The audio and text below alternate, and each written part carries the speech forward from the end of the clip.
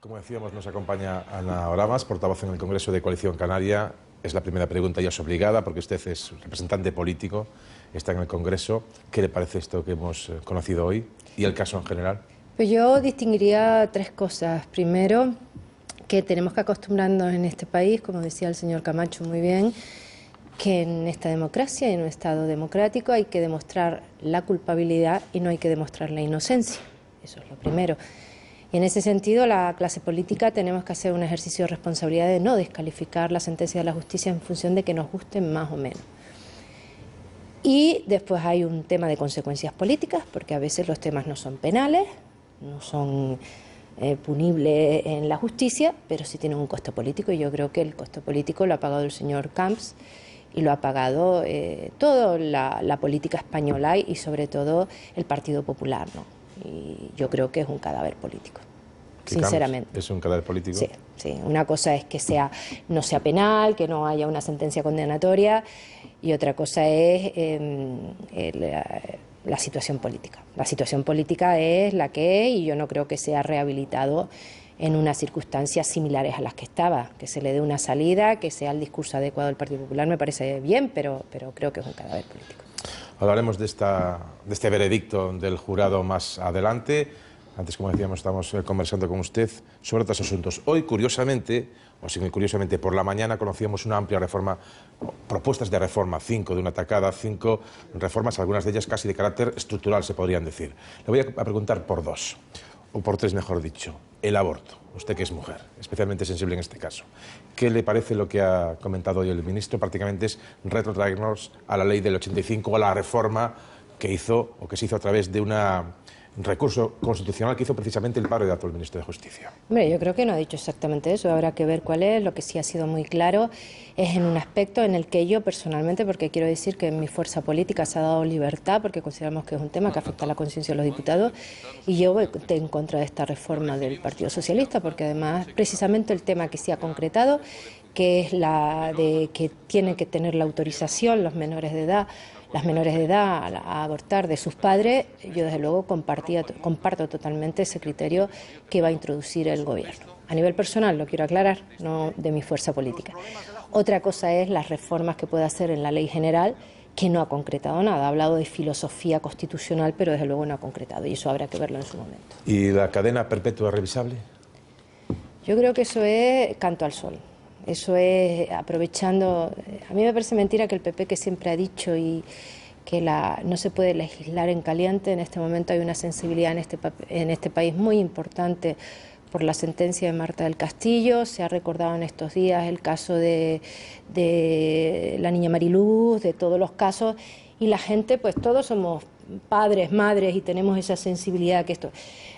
¿Qué ha dicho que la revisable? Pues entonces no es cadena perpetua, porque ese es prácticamente el sistema que tenemos. Habrá que ver también, hoy lo decían la parte judicial, lo decían también fuerzas políticas, hoy en ese tema ha lanzado un canto quizás más a la galería que realmente práctico, ¿no? Última cuestión de este asunto, la reforma del Consejo General del Poder Judicial, de la elección de los miembros, o de 12 de los 20 miembros, porque es el órgano de decisión, el órgano de gobierno de los jueces. Hasta ahora los elegía el Parlamento, o eran jueces a propuesta de cada partido. Ahora se vuelve a una ley anterior a la reforma también, en este caso sí, del 85. ¿Ustedes qué piensan? Yo creo que tienen que ser los jueces los que elijan mayoritariamente los órganos de representación máxima de ellos. A mí me parece muy adecuado. Vamos con economía. Estamos asistiendo estos días a un duro debate que va mutando, cambiando sobre la marcha, al igual que el curso de la crisis, que es lucha obsesiva contra el déficit y estímulo, o políticas de estímulo para conseguir el crecimiento, porque parece que las dos no casan muy bien. ¿Usted cómo ve este debate? El FMI propone unas cosas, el Consejo de Europa, o mejor dicho, el Eurogrupo y el Ecofin proponen otra. Parece ahora, incluso, por lo que escuchábamos hoy a De Guindos aquí en esta casa con Ana Pastor, que incluso podría revisarse quizás en el futuro, a corto plazo, eso lo sabremos el día 30 en la cumbre, el criterio del 4,4%. ¿Cómo ven eso ustedes del cumplimiento a rajatabla del déficit en esa cifra, en ese margen?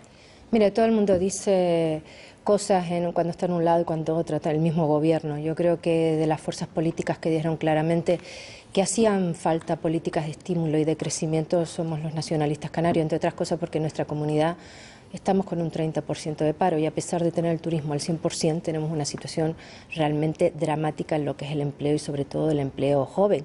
Ahí tenemos la decisión que tomó el presidente americano, que está empezando a ejercer resultados, pero sobre todo que en España esa exigencia de déficit cada vez mayor y solamente como una obsesión y al final casi como un objetivo, no como un camino hacia algo, estamos partiendo con unos índices de paro que no son los franceses o los alemanes. Tú puedes hacer una política restrictiva y de contención del gasto en Alemania o en Francia y puedes pasar de un paro del 10% a un 11% o un 12%, pero cuando estamos en índices de paro del 22% a nivel nacional, ir a políticas donde no hay ninguna política que afecte al crecimiento económico, que es el que te va a permitir pagar la deuda, por un lado, y es el que te va a permitir bajar el déficit, porque si no estás en un círculo vicioso que va. Y yo creo que por primera vez empiezan a oír voces públicamente en Europa de que hay que ir a esa política de crecimiento. Incluso la señora Merkel hoy ha hablado de la preocupación del empleo y del empleo de la gente joven y del empleo en determinados países como puede ser España. Yo creo que se empieza a hablar. Y creo que también hoy el señor Rajoy ha dado un camino, y en la entrevista del señor Guindos, que tuve la oportunidad de oírla en esta casa, de que hay que plantear quizás que ese 4,5% no va a ser posible y que además es necesario que no sea exigible. Es decir, ese discurso de decir, si hay que hacerlo, lo vamos a hacer, pero vamos a esperar a la cumbre europea a ver si el planteamiento de cuáles son las políticas que va a tener a partir de ahora la Unión Europea, ¿no? Dos cuestiones antes de ceder el testigo, que como siempre hacemos en esta mesa.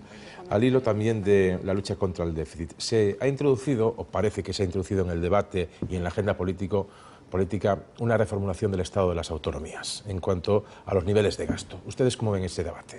Pues mire, la Comunidad Española, que hizo la primera, la que hizo los ajustes, que cumple estrictamente los límites, donde hicimos no solo reducción de gastos, sino también una mejora de la recaudación fiscal canaria, que es importante, con muchos sacrificios políticos antes que nada, donde fuimos criticados en su momento por el Partido Socialista, que estaba en la oposición, porque en aquel momento compartíamos gobierno con el Partido Popular, y al final el resto de las comunidades han seguido un camino que hizo la Canaria. Nosotros creemos que hay que someterse efectivamente a un control no previo, que era lo que planteábamos nosotros, si nos parece el límite de gasto que es necesario en todas las administraciones, en todas completas. Ahora, también creemos que no se pueden tratar igual a los que han cumplido que los que no han cumplido en los próximos años. Y esa diferencia que plantea también la señora Aguirre, por otro lado, y la Comunidad de Madrid, como puede ser la Canaria, es lo que se ha planteado en el Consejo de Política Fiscal y Financiera y se tendrá que formalizar en los próximos tiempos. Hablaba de diferentes o diferencias entre cada comunidad según cumple. Hablando de Canarias, siempre se recurre a una expresión, el hecho diferencial. Ustedes están muy alejados del centro de la península sí. Nuestra economía es distinta. Su economía es distinta. Su economía también es una de las que tiene el mayor índice de paro, cerca del 29 o el 30%, aunque usted dice que depende mucho del turismo y los niveles de turismo están a tope. En este contexto de crisis y donde es muy difícil sacar dinero del Estado, de la Administración Central, ese hecho diferencial, ¿ustedes en qué lo van a plantear en la próxima legislatura, en la reclamación concreta al Gobierno del Estado? Mire, ayer salieron los datos en toda la prensa nacional. Canarias en este momento la comunidad con peor financiación de todas las comunidades autónomas, por cabeza, por Producto Interior Bruto y por todas las cuestiones. Canarias tiene un problema, que es que 500.000 de personas vinieron en los años del boom, y pasamos de 1,5 millones de canarios a 2 millones de canarios. Aunque el turismo está al 100%, no tenemos capacidad para bajar prácticamente de ese 30% de paro, porque el turismo es el motor de la economía, el resto de los sectores no puede. Y Canarias no puede ser un problema de Estado, Canarias tiene que ser un tema de Estado. Y una de las cuestiones más importantes es ir por un plan de rehabilitación de la planta alojativa hotelera y de las zonas turísticas, que pueda recolocar provisionalmente en los próximos 3 años a los parados de construcción y que ponga a Canarias en condiciones de competir con las nuevas zonas del Magreb que están en este momento bloqueadas y que está beneficiando a Canarias. Y que tengamos una política aeroportuaria en Canarias distinta de la del resto del Estado. Eso es vital para que Canarias pueda seguir adelante. Nosotros siempre hemos tenido un ejercicio de responsabilidad en la política nacional y lo que esperamos es que el nuevo Gobierno haga a Canarias asunto de Estado. Empezamos con el turno de preguntas. Ignacio Camacho. Señora Rama, ¿cómo llevan ustedes la cohabitación en el grupo mixto con los diputados de Amaiur? Pues hemos tenido varias etapas. Yo lo que diría es que el grupo mixto no está diseñado en el reglamento del Congreso para que haya un partido con 7 diputados, y eso ha hecho que una decisión que fue política y no reglamentaria, un alto cargo del PP, me dijo a mí el otro día, muy alto cargo, dice, a Amaiur le correspondía a grupo y lo ganará en el Constitucional, pero tardarán 3 años y habrá pasado a la legislatura. ¿Qué muy alto cargo? ¿A qué nivel estamos hablando? No lo puedo decir, ¿De alto cargo? No lo puedo decir. Pero lo que sí, muy alto cargo. Lo que sí quiero decir es que es una decisión política, no reglamentaria, y que puede ser legítima, pero lo que al final ha pasado es que Amaiur prácticamente tiene el 90, el 70% del presupuesto de cualquier grupo parlamentario del mixto, tiene el 70% de las iniciativas, tiene el 70% del tiempo, y a lo que se ha perjudicado son a 5 fuerzas políticas plurales, legítimas y que llevan 30 años en democracia. Magis.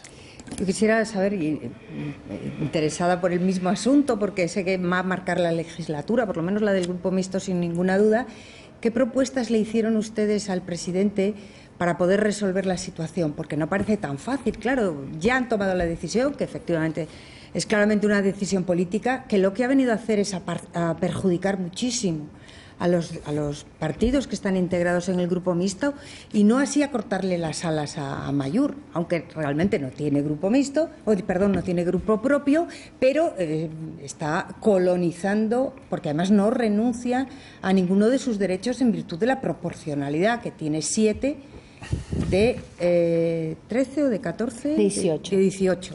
7 de 18 es que todas las votaciones las gana, y si no, pues tienen que cederle todos los sitios. ¿Qué solución concreta proponen, por lo menos para que no les perjudiquen tanto? ¿Es que hay esa solución? Sí, bueno, lo primero que quiero decir es que el problema que tiene Amaiur y que ha ejercido es que eso que acusa al PP, del rodillo del PP, lo ha hecho él en el grupo mixto. Un partido minoritario que quiere que en este país haya pluralidad y respeto a las minorías no lo ha hecho con el grupo mixto. En el grupo mixto nunca se han aplicado las proporcionalidades, se han hecho por equilibrio y con cierta paridad. Incluso los que tenían 1 o 2, pues casi tenían el mismo tiempo que el que tenía uno que teníamos 2, ¿no? Y éramos temas rotatorios. Amaiur no, Amaiur va a reglamento, como le ha hecho al PP a él, que es la primera cosa. ¿Qué le hemos planteado nosotros al señor Posada? Pues fundamentalmente que el reglamento no contempla estas circunstancias. Y entonces hay decisiones que ha tomado la mesa precipitadamente que benefician a Amaiur. Si no dejan intervenir sino a 4 partidos en vez de los 8 del grupo mixto, como se hacía hasta ahora, Amaiur va a tener 12 minutos en vez de 3 minutos o de 4 minutos. Por ejemplo, y nosotros lo que exigimos es que, como hasta ahora, se deje intervenir a todos los partidos en todos los debates. Y segundo, que en el número de iniciativas se amplíe no para Amaiur, sino para el resto de los grupos, como hizo el señor Pons en determinada época, que creó una agrupación dentro del mixto, que supone no darle más dinero, ni más tiempo, ni más iniciativas a Amaiur, sino a los demás, porque Amaiur formaría una agrupación con Esquerra Republicana. Rafael Rubio. ¿Le preocupa a usted que la necesidad de que el Estado central acude en auxilio financiero de las autonomías esté provocando ya una cierta tensión y un contraataque, por cierto, de alguna otra autonomía, y eso al final pueda provocar un cambio del Estado autonómico con pérdida de la autonomía política? Yo creo que en este momento no está creando suspicacias entre unos y otros. Lo que está generando, hoy ha habido una tensión importante, ayer y hoy, en Andalucía, por acusaciones hacia la vicepresidenta de determinadas declaraciones, y estamos en el ámbito de la precampaña electoral de Andalucía. El tema catalán está bastante centrado en lo que puede ser los importes correspondientes al año 2011, y hay otras comunidades que lo que decimos es, oiga, un momento, si hay que reducir el déficit en los próximos 4 años, los que nos hemos ajustado no nos tenemos que hacer cargo de parte de la deuda de los señores que se han pasado. Y eso es lo que estamos diciendo los que nos hemos apretado el cinturón. Yo creo que no va a haber un recorte de la autonomía financiera de las comunidades, sino una exigencia de un cumplimiento de la ley, de unos topes de déficit que tenemos que adaptarnos todos. Miguel, como usted sabe, los políticos es en este momento uno de los problemas, digamos, señalados por los ciudadanos, ¿no? Por falta de credibilidad. Es que lo que ha revelado usted respecto a este alto cargo del Partido Popular, haciendo ese comentario, a mí me deja estupefacto. Porque me parece completamente frívolo. Me parece frívolo que un alto cargo, ya me da igual que sea el PSOE del Partido Popular, sea capaz de decir, no, si posiblemente les correspondía ser grupo parlamentario. Posiblemente no, que está seguro. Bueno, está seguro, pero bueno, ya tardaremos 3 años en el Constitucional. Me parece tal frivolidad que en el fondo no me extraña que al final la clase política recibe lo que recibe. Lo digo porque ¿no sería también responsabilidad de ustedes, que luchan fundamentalmente por esa credibilidad, de denunciar este tipo de comportamientos y no dejarlos que pasen de una manera... Ya lo ha comentado hoy. Ya que lo hemos acabo de comentar denunciado aquí. y lo denunciamos en el Pleno, perdone. No, pero me refiero con nombre y apellidos. No, yo claro, creo es que eso es un tema general dentro del No, Partido Popular, la conciencia de que reglamentariamente y con los antecedentes de la Cámara en la mano, pero... Amaiur tenía grupo. Y han tomado una decisión política. Y el PSOE ha tenido la cobardía de abstenerse. Y cuando se hace el recurso, no hay un informe jurídico. Y mire que los servicios jurídicos del Congreso son fantásticos. No hay ni un análisis jurídico del recurso planteado por Amaiur a la mesa. Es una decisión política. Y a mí me parecen muy bien las decisiones políticas, mientras no perjudiquen es que además, a 6 fuerzas políticas que no tienen la culpa de que Amaiur esté en un grupo que no tiene que estar. Es lo que plantea. Había quedado claro la explicación de Ana. Ahora más, lo que no nos va a desvelar Yo Miguel sé que Ángel es el ustedes nombre. tienen ganas de Ya se lo he preguntado yo, pero no lo va a decir. Pero es que al final quizás os debería faltar más valentía para al final señalar. Es que al final hay manzanas podridas que lo que hacen es perjudicar a toda la clase política. Sí, pero no es mi caso. Esa es mi opinión. No, que va. Pero creo que es así. Son comportamientos muy frívolos. Yo quiero pedir una pequeña prórroga porque hay un detalle muy pequeña y la respuesta seguro que es más breve incluso todavía. Había un cierto miedo dentro de esa decisión política. Uno de los temores era que en la Comisión de Secretos Oficiales tuviera Amaiur un portavoz y cuando llegasen los miembros de los servicios de inteligencia o de defensa, pues estuvieran personas que se consideran vinculadas a ETA dentro de la comisión como un portavoz. Y uno de los elementos por los que no se les da grupo es para que no tengan un portavoz en esa comisión. Eso no es cierto. ¿No? Eso ha sido un error de los periodistas. ¿Cómo lo van a resolver? No, porque es que la comisión de secretos es que la comisión de secretos se elige por votación en el Congreso de los Diputados, nominativa un número de diputados, me parece que son 5 o 6. Sí.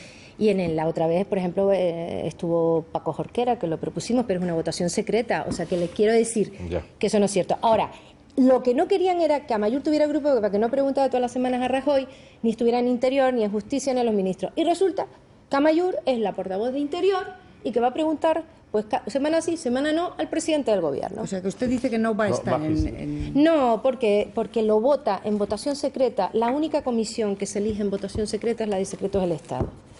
Y no tienen por qué ser representantes ni siquiera de uno por grupo político. Suele haber un consenso. Pues aquí lo dejamos. Ana Oramas, la portavoz de Coalición Canaria, muchísimas gracias por estar aquí, especialmente esta noche, y buenas noches. Pues muchas gracias a ustedes. Nosotros, como saben, vamos a hablar...